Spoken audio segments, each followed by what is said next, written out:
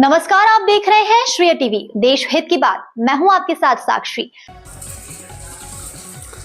रीवा आस्था का महासंगम डागर दुआ में भव्य राम जानकी मंदिर की प्राण प्रतिष्ठा गूंजा जय श्री राम। रीवा जिले के मनीगंवा क्षेत्र अंतर्गत डागर दुआ पंचायत में आस्था और भक्ति का अद्भुत संगम देखने को मिला, जहां भव्य राम जानकी मंदिर की प्राण प्रतिष्ठा महोत्सव पूरे विधि विधान और उत्साह के साथ संपन्न हुआ। श्रद्धालुओं की भारी भीड़ और जय श्री राम के उद्घोष से पूरा क्षेत्र भक्तिमय हो गया। डागर दुआ पंचायत में आयोजित इस भव्य प्राण प्रतिष्ठा महोत्सव ने पूरे क्षेत्र को भक्ति के रंग में रंग दिया। उद्योगपति सेखानी परिवार के सहयोग से निर्मित इस भव्य दिव्य मंदिर में भगवान श्री राम और माता जानकी की प्रतिमाओं की विधि पूर्वक स्थापना की गई। वैदिक मंत्रोच्चार, पूजन अर्चना और धार्मिक अनुष्ठानों के बीच श्रद्धालुओं ने इस पावन क्षण का साक्षी बनकर स्वयं को धन्य महसूस किया। हर ओर जय श्री राम के जय घोष से गूंजते रहे और पूरा वातावरण भक्तिमय बना रहा। इस अवसर पर विभिन्न सोमवंशी संगठनों ने बढ़ चढ़कर भागीदारी निभाई और आयोजन को सफल बनाने में महत्वपूर्ण योगदान दिया। यह आयोजन सामाजिक एकता और धार्मिक समर्पण की एक अनूठी मिसाल बनकर सामने आए। कार्यक्रम में मुख्य अतिथि के रूप में उत्तर प्रदेश के विधायक माधवेंद्र प्रताप सिंह उपस्थित रहे, जबकि अध्यक्षता गुड़ विधानसभा के विधायक नागेंद्र सिंह ने की। अपने संबोधन में विधायक नागेंद्र सिंह ने सेखानी परिवार और क्षेत्रवासियों का आभार व्यक्त करते हुए समाज को एकजुट होकर सांस्कृतिक विरासत को आगे बढ़ाने का संदेश दिया। वहीं मुख्य अतिथि माधवेंद्र प्रताप सिंह ने अपने उद्बोधन में धर्म, मर्यादा और आदर्श जीवन शैली के महत्व पर प्रकाश डाला और कहा कि ऐसे आयोजन समाज में सकारात्मक ऊर्जा का संचार करते हैं। इसी दौरान क्षेत्र के कई जनप्रतिनिधि, गणमान्य नागरिक और बड़ी संख्या में श्रद्धालु मौजूद रहे, जिनकी सहभागिता से इस आयोजन को ऐतिहासिक बना दिया। डागर दुआ में आयोजित यह भव्य प्राण प्रतिष्ठा महोत्सव सिर्फ एक धार्मिक आयोजन नहीं, बल्कि सामाजिक एकता और सांस्कृतिक गौरव का जीवंत प्रतीक बनकर उभरा है। श्रेय टीवी से रीवा जिला रिपोर्टर अविनाश चतुर्वेदी की खास रिपोर्ट। सोमवंशी समाज और अन्य क्षत्रियों को किसी तरह इकट्ठा कर वो घूमते रहते थे। कभी जरहा पहुंच जाए, कभी सीधी पहुंच जाए, कभी हरदुआ आ जाए, वो हर जगह पता लगा के। तो एक मौका ऐसा है कि मैं उनको मिलने उनके गांव गया। उनके गांव में जब मैं घूम रहा था गाड़ी से, उनका घर ढूंढ रहा था, तो मैंने देखा कि हर गली के, हर गांव के हर घर के सामने एक छोटा सा बोर्ड लगा। या तो मेजर का है, या तो कर्नल का है, या तो सिपाही का है फौज के, या फिर लेफ्टिनेंट का है। तो मैं तो डर रहूँगा। मैंने आके उनसे पूछा कि हुक्म ये क्या है? सब लोग फौजे में है? कहीं ना, हम लोग तो फौज के ही। और उसके बाद वहीं उसी गांव में आज भी वो शहीद स्मारक बना है, जहाँ अपन समाप्ति की गई। तो वहाँ ले गए, तो वहाँ दो सगे भाइयों की एक तो वो बनी हुई है समाधि स्थल, और ये बताया गया कि ये अलग अलग एक ही तारीख में, अलग सन में, जैसे 1 जनवरी 1956 तो 1 जनवरी 1957, उन दोनों का, दोनों लेफ्टिनेंट थे आर्मी में, वो शहीद हुए। उनकी स्मृति में ये बना है। डागर दुआ की इस पावन धरती को प्रणाम करता हूँ। यहाँ विराजे भगवान श्री राम, जगत जननी माता जानकी, लखनलाल जी, हनुमान जी के को प्रणाम करता हूँ। विंध्य क्षेत्र की इस पावन धरा को प्रणाम करता हूँ। विंध्य के गौरव को प्रणाम करता हूँ। विंध्य के वीरों को प्रणाम करता हूँ। विंध्य की इस महान तपस्वी भृगु को प्रणाम करता हूँ। हमारे बीच में हम सबके श्रद्धेय और बहुत ही श्रेष्ठ, बहुत ही योग्य हम सबके माननीय विधायक आदरणीय नागेंद्र सिंह जी उपस्थित है, जो इस कार्यक्रम के अध्यक्ष बनाए गए। मुझे लगता है वो गति वही है। मैं तो उनसे बहुत छोटा हूँ और उनसे सीखने आया हूँ। वो हमारे राजनीति के विश्वविद्यालय है, समाज के भी वो विश्वविद्यालय है। इतना विलासी, इतना बड़ा उनका अध्ययन रहा है। ऐसे महापुरुष है हमारे समाज के। मैं उनसे प्रेरणा लेने आज आया हूँ। मैं उनके चरणों में प्रणाम करता हूँ, उनका वंदन करता हूँ, उनका अभिनंदन करता हूँ। हमारे साथ बहुत ही श्रद्धेय और इस क्षेत्र के गौरव आदरणीय KP सिंह साहब हैं, जिन्होंने सेना में रहकर पूरे देश को सम्मान बचाने का काम किया, देश की सेनाओं की रक्षा करने का काम किया। उनको प्रणाम करता हूं। हमारे साथ आए हुए हरदोई के जिलाध्यक्ष जो कि बहुत ही विनम्र, बहुत ही सज्जन और पूरे जिले में हमारे क्षत्रियों का संगठन एकत्रित करने वाले श्रद्धेय राजपाल सिंह जी को प्रणाम करता हूँ। मंच पर बैठे हुए हमारे साथ आए हुए बहुत ही सेठ हरदोई जनपद के ही आरएसएस से जुड़े हुए हमारे भाई आदरणीय श्री गोविंद सिंह जी को प्रणाम करता हूँ, जो कि बहुत, और उनके साथ में हमारे वकील साहब, सभी आदरणीय जनों को प्रणाम करता हूँ। और विशेष रूप से इस कार्यक्रम के आयोजक बंधुओं को प्रणाम करता हूँ। हमारे जो सेठानी परिवार है, जिन्होंने यहाँ पर भगवान श्री राम को स्थापित किया, ऐसे परिवार को प्रणाम करता हूँ, उन दंपति को प्रणाम करता हूँ, आदरणीय निधि जी और भाई साहब को प्रणाम करता हूँ, उनके सभी भाइयों और जो परिजन आए हुए हैं उनको भी प्रणाम करता हूँ। क्योंकि मंदिर बनाना कोई सामान्य कार्य नहीं होता है।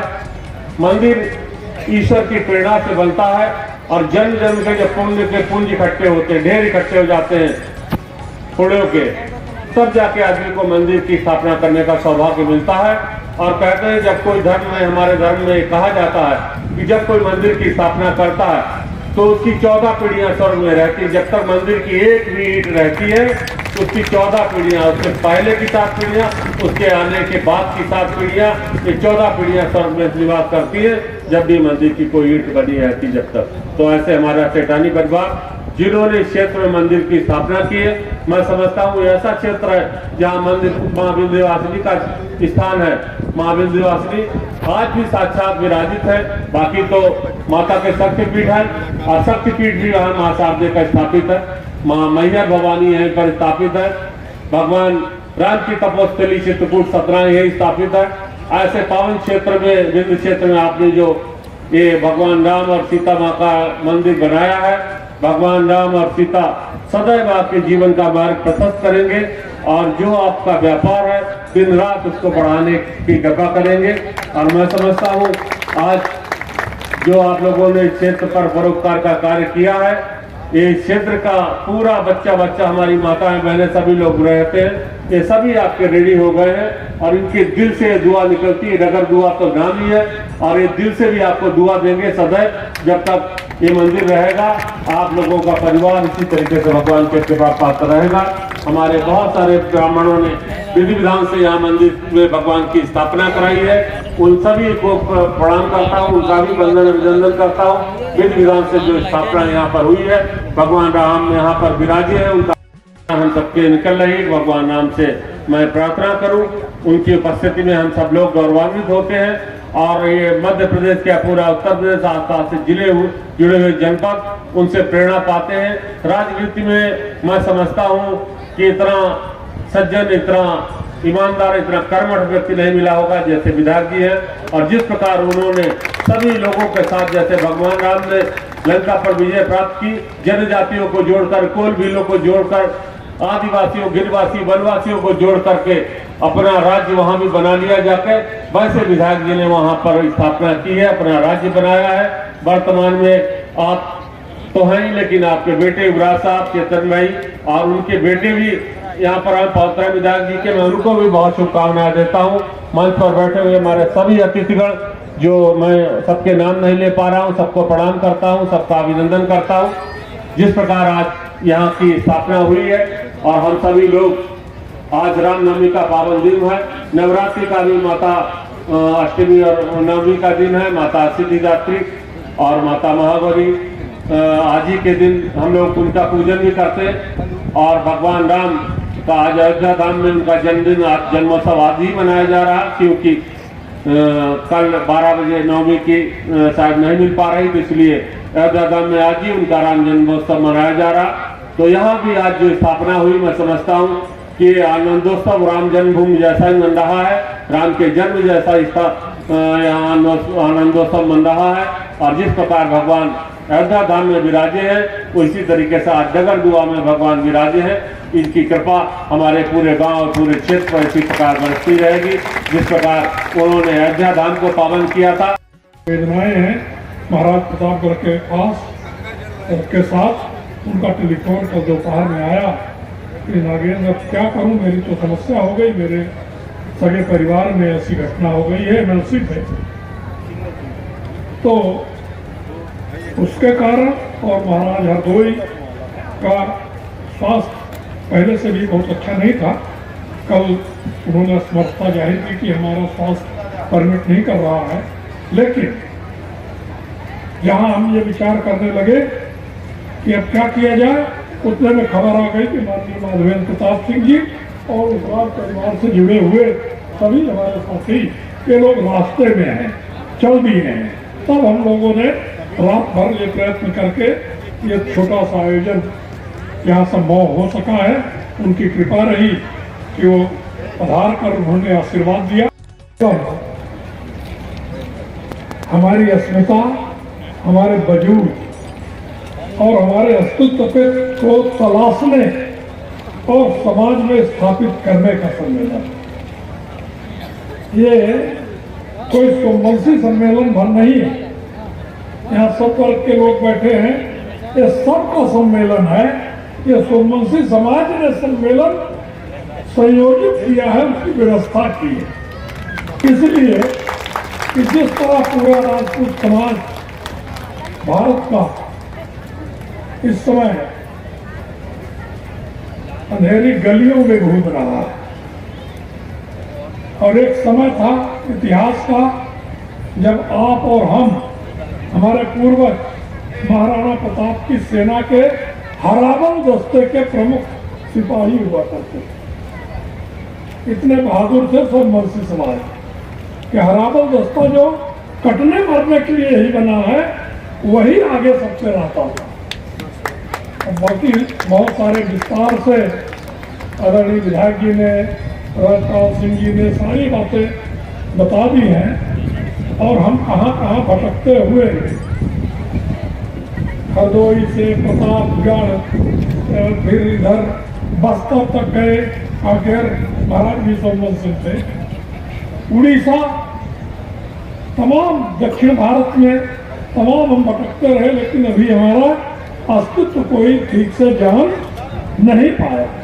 इसी कड़ी का ये दूसरा तीसरा प्रयास है आया।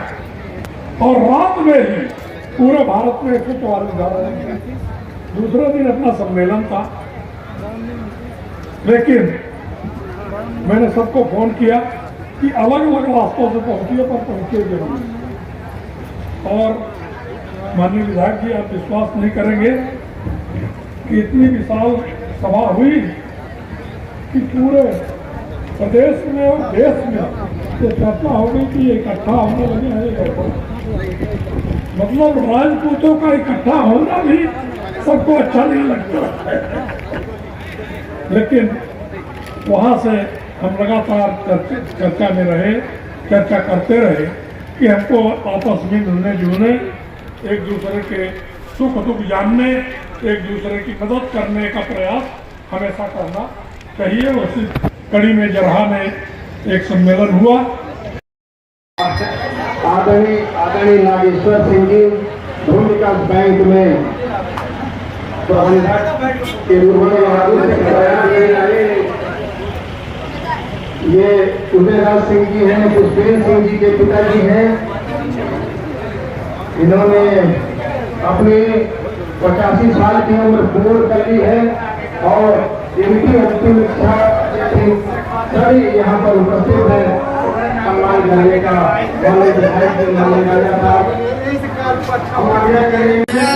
भगवान की भगवान की, वीर बजरंग बली की, सत्य सनातन धर्म की। हर हर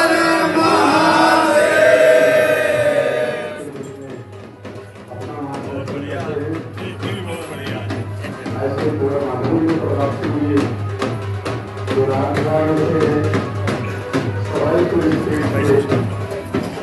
से माननीय विधायक हैं और तीसरी में